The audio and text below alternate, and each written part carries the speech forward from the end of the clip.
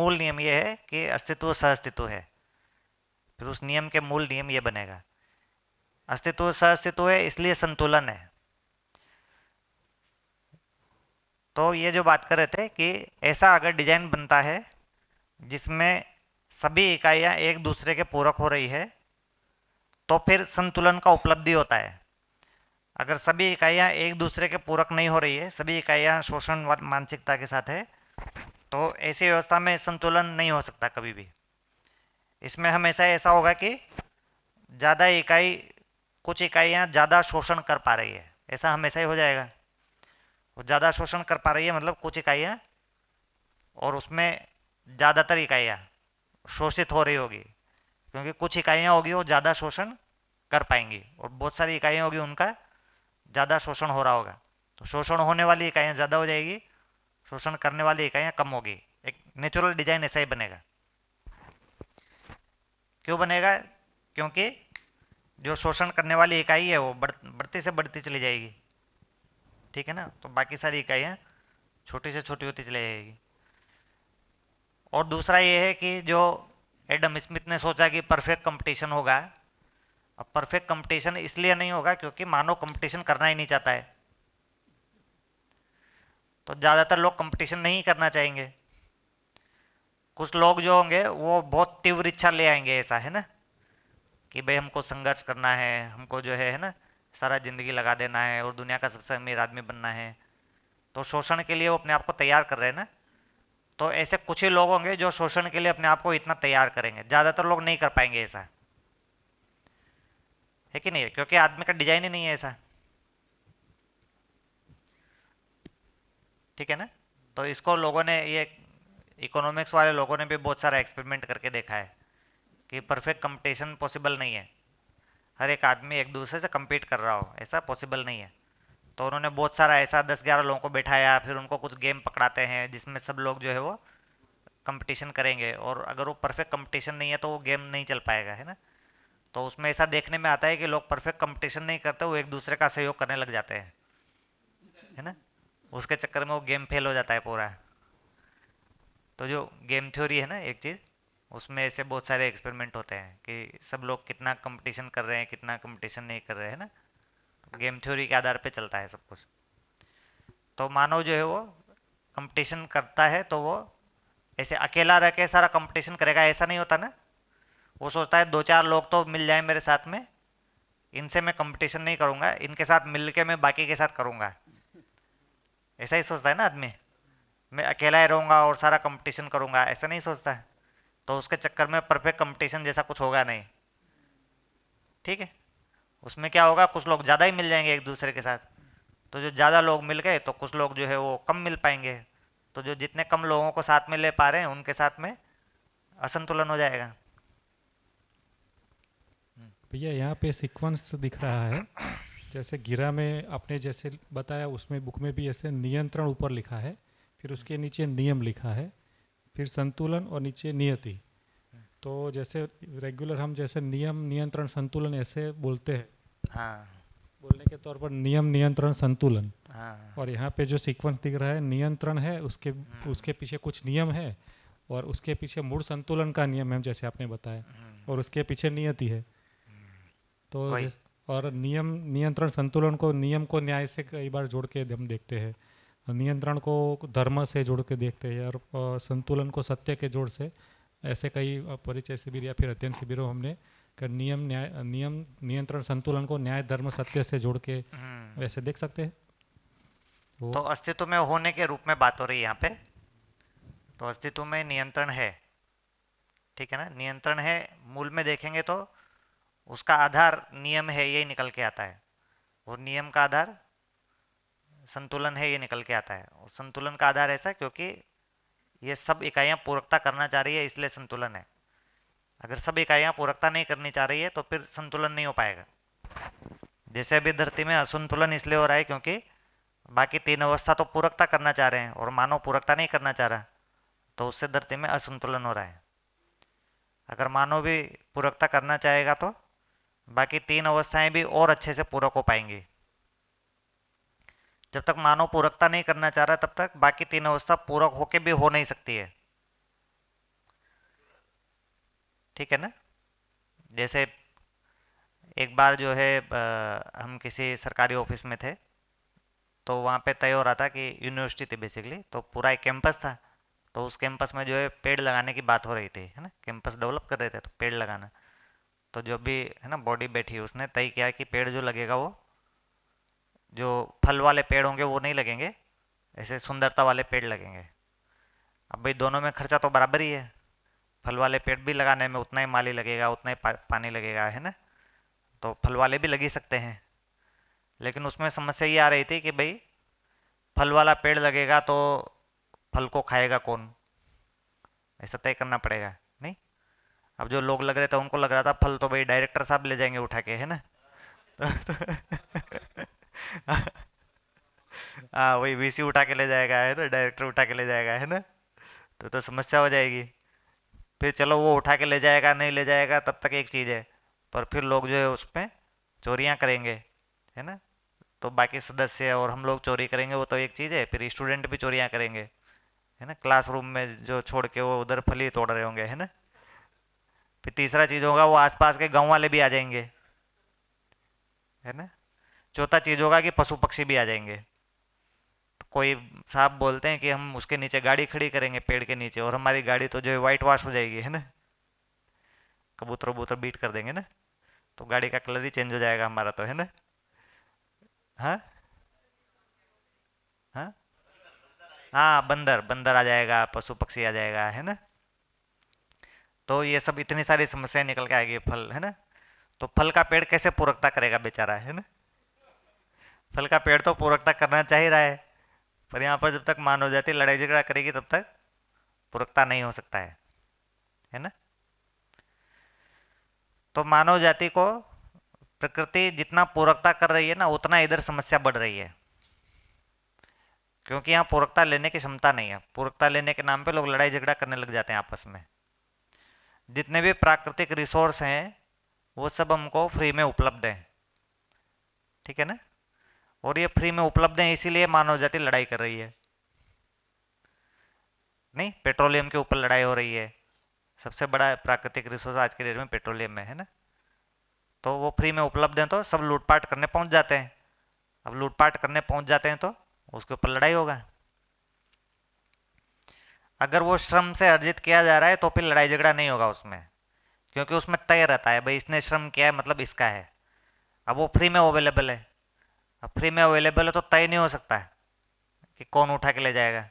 तो उसके लिए फिर सब लोग अधिकार जताएंगे, इसलिए सब लोग लड़ाई झगड़ा करेंगे, और उसमें फिर जो है ताकतवर उठा के ले जाएगा उसको, डायरेक्टर साहब उठा के ले जाएंगे, है ना। तो इसलिए लड़ाई झगड़ा होगा। तो जब हम पूरकता वाले डिजाइन में आते हैं तो कोई लड़ाई झगड़ा नहीं होता है। भाई एक आदमी ज्यादा पूरक हो जाएगा, एक आदमी कम पूरक होगा, इसमें लड़ाई झगड़ा है क्या? नहीं है ना। भाई आप ज्यादा, जैसे माँ बाप और बच्चे में देख लीजिए, भाई ऑब्वियस सी बात है माँ बाप ज्यादा पूरक हो पाते हैं, है ना। बच्चा भी कुछ तो पूरक होता ही होगा, पर माँ बाप ऑब्वियस है ज़्यादा पूरक हो पाएंगे। तो ज़्यादा पूरक होने में लड़ाई झगड़ा नहीं है कि माँ बाप और बच्चों के बीच में लड़ाई झगड़ा हो जाएगा कि ये ज़्यादा पूरक हो रहे हैं, है ना। ज़्यादा शोषण होने में लड़ाई झगड़ा है, क्योंकि एक आदमी ज़्यादा शोषण कर पाएगा, एक आदमी कम शोषण कर पाएगा। ऐसा सबकी क्षमता योग्यता पात्रता अलग अलग ही होगी, क्योंकि जड़ के आधार पर तय हो रहा है और जड़ में सब कुछ अलग अलग ही होता है। सबका जड़ एक जैसा नहीं रहता है, किसी का शरीर ज़्यादा ताकतवर होगा, किसी का कम होगा, ऐसा नेचुरल डिजाइन है, ठीक है। तो पूरकता होने में ऐसा झगड़ा नहीं है कि ज़्यादा पूरक होने में कम पूरक होने में झगड़ा होगा, उसमें बैलेंस हो जाता है, नेचुरल बैलेंस आ जाएगा ना। एक आदमी ज़्यादा पूरक है, एक आदमी कम पूरक है, तो भी बैलेंस हो जाएगा। हम्म। शिविर में या कहीं सुना के वो याद नहीं है, मगर कहीं एक देश में वो कृषि का अनाज उत्पादन होता है ना, उसमें ज़्यादा तीड़ आ गए थे।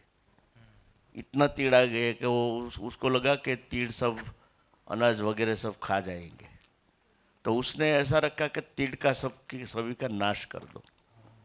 तो कोई तरीके से सभी तीड़ का नाश कर दिया। नाश करने के बाद क्या हुआ, जब जो बचा हुआ अनाज था वो अगले साल से कम हाँ कम बिल्कुल। हुआ। क्यों कम हुआ? कि जो तीड़ आते थे वो नाश करने वाले ईयल को खा जाते थे, हाँ अनाज नहीं खाते थे। मगर उसको क्या लगा कि वो अनाज खा जाएंगे, अनाज खाते भी होंगे तो इतने नहीं खाते होंगे कि वो ज़्यादा ले जाते थे, मगर पूरकता समझ नहीं जाता। तो इसका परिणाम क्या होता है, उसने वो कहीं चाइना भी होगा, 99% मुझे याद नहीं है, चाइना याद नहीं है। चाइना में अफ्रीका नहीं नहीं, चाइना में वो क्या रखा था, शस्त्र रखा था, इसने गोलीबारी रखी थी कि वो तीड़ को ही मार सकती है। हाँ वो शस्त्र सभी को पैसे से दिया था। सिलेक्टिव होगा। हाँ, पैसे से दिया था, सभी किसानों को पैसे से दिया था, और पैसा लगाया और अनाज कम हुआ, वो सबका खर्च देखा नहीं तो वो फायदे में नहीं रहे। तो ये ठीक बात है। डिजाइन अस्तित्व की है प्रोडक्ट, आप जो बात कर रहे हो वो वहाँ दिख पाया कि ये गलत हुआ है।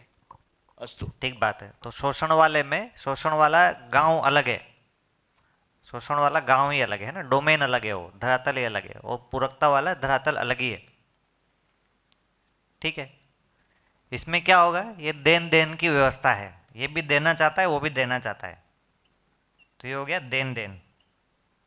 ठीक है ना, और ये क्या हो गया, लेन लेन, ये भी लेना चाहता है ये भी लेना चाहता है। तो जब दोनों इकाइयाँ लेना चाहते हैं तो उसमें किसी को भी नहीं मिलेगा। ठीक है ना, हाँ हाँ, लूटपाट ही होगी तो किसी को भी नहीं मिलेगा, और जो रिसोर्स है वो भी नष्ट हो जाएगा। ठीक है, और ये बात हो गई जड़ की। ठीक है, जड़ भी नहीं मिलेगा किसी को, और लूटपाट होगा और वेस्ट हो जाएगा। जैसे अभी हमारी धरती के रिसोर्स लगातार ख़त्म ही होते जा रहे हैं, हम बस लड़ाई कर रहे हैं और उनको शोषण कर रहे हैं, तो उसमें रिसोर्स ख़त्म होते जा रहे हैं लगातार। और तीसरी चीज़ ये आएगी कि ये तो जड़ हो गया, और फिर एक रियलिटी भाव है, तो भाव तो इसमें बिल्कुल ही नहीं मिलेगा। मान लो लड़ पिड़ के है ना, थोड़ा पेट्रोल बांट भी लिया लोगों ने, मान लो अच्छे नियम बना के और बराबर लड़ाई करके है ना, ऐसा कोई अच्छा नियम बन गया एडम स्मिथ वाला, और कुछ कुछ बराबर बट भी गया, मान लो है ना, अनुपात में बट भी गया, तो भी भाव तो नहीं रहा ना इसमें, भाव तो जीरो हो गया एकदम। और जो ज्ञान की बात बोलेंगे, ज्ञान भी जीरो हो गया, सरस्वती तो दर्शन ज्ञान रहा ही नहीं, तो तृप्ति तो नहीं है। मान लो आप ऐसा लड़बिड़ के और कुछ पा भी लिए तो भी तृप्ति तो इस जगह पर है, तो तृप्ति तो फिर भी नहीं रहेगी। ठीक है, तो यहाँ पर एक तो जो जड़ जो चीज़ है, ये देन देन वाले में इसका विकास होगा। ठीक है ना, और ज़्यादा विकास होगा, जितना अभी है उससे ज़्यादा ही विकास होगा। अगर मानव जाति ऐसा डिजाइन से जीती है तो बाकी तीन अवस्था है उसमें और ज़्यादा विकास होगा, है ना। हमारे जंगल और ज़्यादा समृद्ध होंगे, हवा और ज़्यादा समृद्ध होगी, पानी और ज़्यादा समृद्ध होगा, तो इसका भी विकास होगा। दूसरा, भाव का उपलब्धि होगा और ज्ञान का उपलब्धि होगा, है ना, तो तृप्ति का भी उपलब्धि होगा। तो अस्तित्व का डिजाइन ऐसा है और मानव ने ऐसा समझा नहीं है अभी तक। ठीक है, हम सोच रहे हैं कि बड़े से बड़े वैज्ञानिक लोग है ना, डार्विन और मार्क्स और ये सब जो लोग हैं ना, एडम स्मिथ, और अभी हमारे जितने भी साइकोलॉजी फिलोसॉफी के लोग हैं, वो इसी में ही सोचे जा रहे हैं, इसी में ही नियम सोचे जा रहे हैं, ऐसा मान रहे अस्तित्व ऐसा है, और इसी को ही और ज़्यादा है ना, आगे से आगे रिसर्च पेपर, शोध ग्रंथ सब इसी में ही बनाए जा रहे हैं। इस वाले एरिया की तरफ सोच ही नहीं रहे लोग। ठीक है ना, कितना बड़ा बाउंडर हो गया है ना, इतने बड़े से बड़े सारे नोबेल प्राइज इसके लिए मिल रहे हैं, है ना जितने भी नोबेल प्राइज है इसके लिए मिले जनता में, है ना, दुनिया में। हाँ हाँ, वही भ्रम को फैलाने के लिए सारे नोबेल प्राइज मिले हैं ना। तो ऐसा संतुलन है। संतुलन का मतलब ये है, संतुलन मतलब जो सब कुछ मिला के टोटलिटी में जो चीज़ होती है उसको बोलते हैं संतुलन, और जो परस्परता में जो चीज़ होती है उसको बोलते हैं नियंत्रण। और इसके साथ में इन दोनों के बीच में ऐसा परस्परता में और टोटलिटी में, और फिर इसको हर एक इकाई ग्रहण कर रही है और उसको बोल रहे नियम।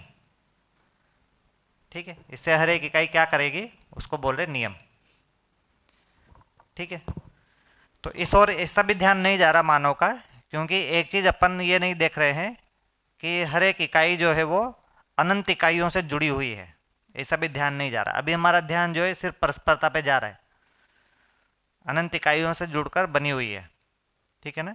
ऐसा हर एक इकाई अनंत इकाइयों से जुड़कर बनी हुई है, ये जो पर्सपेक्टिव है इसको बोल रहे हैं डूबा। डूबा मतलब एक इकाई जो है वो, यहाँ तो इकाई इकाई है ना, एक इकाई जो है, या हर एक इकाई अनंत इकाइयों से जुड़ी हुई है।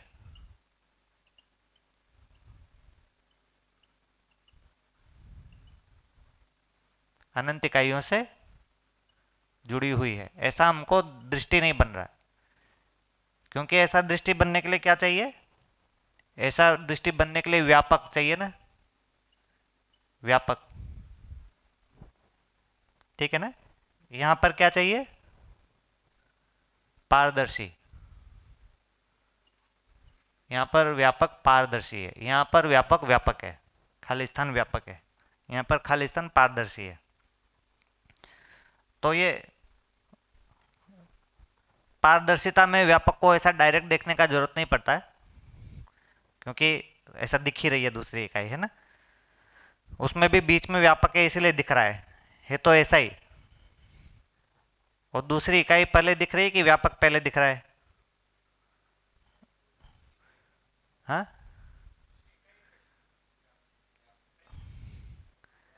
पहले व्यापक दिख रहा है कि दूसरी इकाई दिख रही है, हाँ व्यापक पारदर्शी है इसलिए दूसरी इकाई दिख रही है ना। पहले तो हमको व्यापक दिखाई देता है, तब दूसरी इकाई दिखाई देती है, हाँ है ना। फिर भी चलो कोई बात नहीं, है ना, ध्यान नहीं जाता व्यापक पर, है ना, व्यापक को बुरा भी नहीं लगता उसमें कुछ, है ना।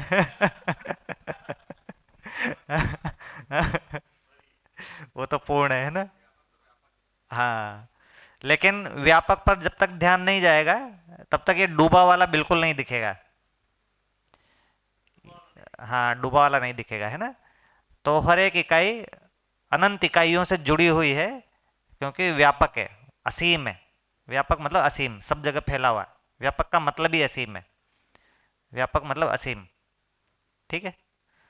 तो घेरा में व्यापक पारदर्शी की तरह काम कर रहा है ना। और इसमें डूबा में असीम है, असीम होने से हर एक इकाई, घेरा में ऐसा लग रहा है कि परस्परता में संबंध है, और डूबा में क्या हो गया, पूरे अनंत इकाइयों तक संबंध है, हाँ हम पूरे अस्तित्व से जुड़े हुए हैं। तो पूरे अस्तित्व से जुड़े हुए हैं ना, तभी यह संतुलन दिखाई देता है, ये वाला संतुलन पूरे अस्तित्व को ध्यान देंगे तब दिखाई देता है, क्योंकि अपन सिर्फ परस्परता में देखते हैं ना, तो परस्परता में ऐसा ही दिखाई देगा। हाँ तो मानव की वो व्यापक वाली दृष्टि नहीं बनी है, इसीलिए मानव जाति ऐसा ये शोषण का सोचती है, क्योंकि सिर्फ परस्परता में देखते हैं, ठीक है। तो खाली शेर और, है ना, वो बकरी को देखा तो एक व्यापक दृष्टि नहीं लाए, पूरे जंगल को और पूरे धरती को एक साथ नहीं देखा, ठीक है, और बहुत सारी अनंत धरतियों को एक साथ नहीं देखा, इसलिए ऐसा शोषण वाला दृष्टि बनता है। हाँ परस्परता में, क्योंकि परस्परता में अपन देखेंगे ना तो यहाँ पर सम और विषम ही दिखाई देगा, यहाँ पर सम और विषम। मानव को क्या है, सिर्फ जो है वो संगठन विघटन या जोड़ना और टूटना, है ना, जोड़ना और टूटना ही दिखाई देगा। तो मानव के साथ ये है कि बाकी जो तीन अवस्था है, क्या डिफरेंस हो गया कि बाकी जो तीन अवस्था है वो सम विषम पूर्वक मध्यस्थ को प्रकट करता है, सम विषम पूर्वक मध्यस्थ, ठीक है ना। तो बाकी तीन अवस्था का ये जो पूरकता का डिजाइन अलग है, उनका डिजाइन क्या है कि सम विषम पूर्वक टोटलिटी में मध्यस्थ, पर उसको टोटलिटी, हाँ टोटलिटी नहीं दिखेंगे, अगर हमने टोटलिटी नहीं देखा, परस्पर तो सम विषम हो गया और टोटल में मध्यस्थ हो गया, तो बाकी तीन अवस्था का डिजाइन ऐसा है। हाँ अभी करते हैं उसको, है ना। तो परस्पर में तो सम विषम और टोटलिटी में मध्यस्थ, बाकी तीन अवस्था ऐसे चलता है।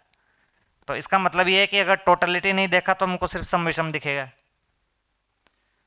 अब टोटलिटी देखने के लिए डूबा चाहिए, है ना, वो टोटल वाला दृष्टि आया नहीं हमको, तो हमको सिर्फ जो है यहाँ पर संघर्ष ही दिखाई देगा।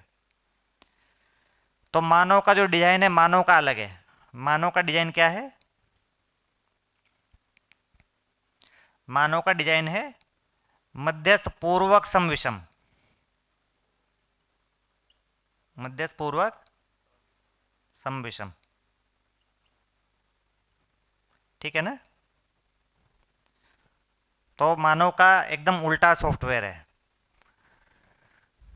तो मानव को जब मध्यस्थ दिखाई देता है तब वो, अगर जब तक उसको टोटलिटी दिखाई देती है तब फिर वो परस्परता में नियम नियंत्रण संतुलन वाला संविषम करता है, वरना फिर अनियंत्रण अनियम और असंतुलन वाला संविषम करेगा। तो उसको मध्यस्थ पहले दिखाई देना चाहिए, ठीक है ना। उसको व्यापक पहले दिखाई देगा तभी वो इकाइयों के साथ में, हाँ, घिरा वाला काम ठीक से करेगा।